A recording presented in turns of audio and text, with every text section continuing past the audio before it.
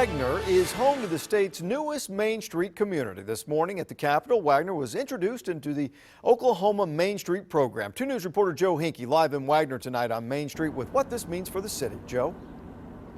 Well, Russ, more than 118 years ago, Wagoner was incorporated, and right here on Main Street and the nearby railroad is where it all began. Now, one group is trying to bring life back to this part of the city while not letting go of its past.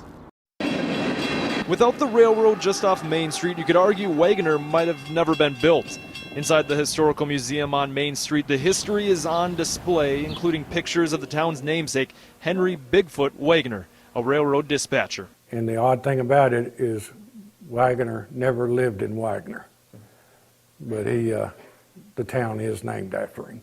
South of Main Street, Wagoner saw the need for a railroad switch. It became known as Wagoner's Switch, giving the town its name, and eventually business followed.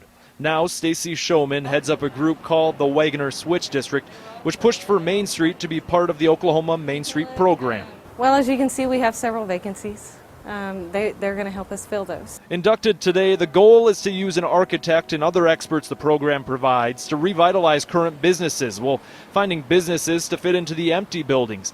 And there is also support from other Main Street communities. 13 that surround Wagoner, 13 different Main Street communities. And we've already started talking to them about working together and making a Main Street network. Back at the Historical Museum, Jerry Hickman knows the stories behind many of the old photos, including the ones featuring Main Street in its early days. An important place in 1913 and one he says needs to remain important today. It's important for any town, any small town. It's just we need the downtown area, and we need the support of the people.